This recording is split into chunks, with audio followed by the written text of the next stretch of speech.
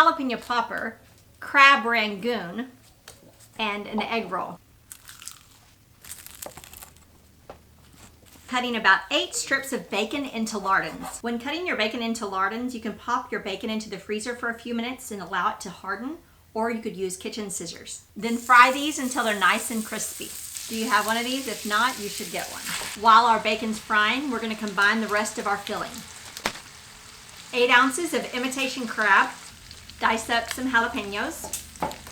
Just as you would a jalapeno popper, scoop out the seeds and the membrane. If you like a little heat, leave some seeds in. If you don't like jalapenos, you could always use bell pepper. Cilantro, stems and all. 8 ounces of softened cream cheese. 2 tips to soften it if you forgot to set it out is you can pop it in the oven in this or in a bowl in the microwave. Add your cream cheese.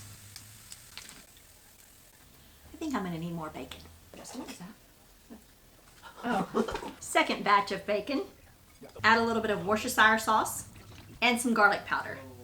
And then combine this all together. Oh my God, I could eat this with a spoon or with my hands.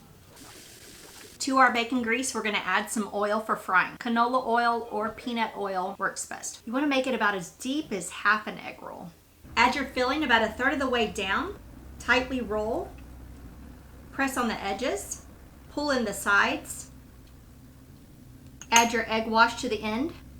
Roll, seal, and set aside. When your temperature gets to 350 degrees Fahrenheit, you're ready to fry. Leave enough room so that you can maneuver them to turn them over. You probably shouldn't use your fingers like I do. Once they're nice and crispy on all sides, place them on a wired rack or paper towels to help prevent soggy bottoms. What happens when you combine a